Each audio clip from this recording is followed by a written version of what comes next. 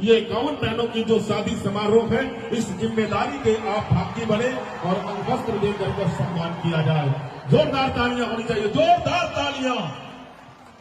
ये मोहब्बत है, ये प्यार है, ये तलवार देकर कर बड़े सम्मान से भानु प्रताप शाही भैया मान सम्मान के रक्षा के जिम्मल ये तलवार उठाने के बाद कि मान सम्मान स्वाभिमान के रक्षा होते रहे।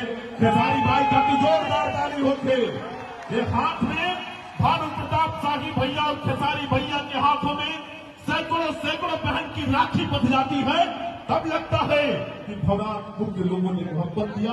मैं चारों के सम्मान पूर्वक मंच की गरिमा में उपस्थिति देते हुए और मैं सम्मान कर रहा हूं, अभिनंदन कर रहा हूं।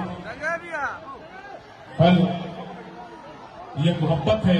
मैं चाह रहा हूं कि मंच को थोड़ी व्यवस्थित खाली भी किया जाए। और हेलो, धनंजय लाल यादव भाई खेसारी भैया के एक ऐसा दीवाना जो भानु प्रताप शाही भैया के साथ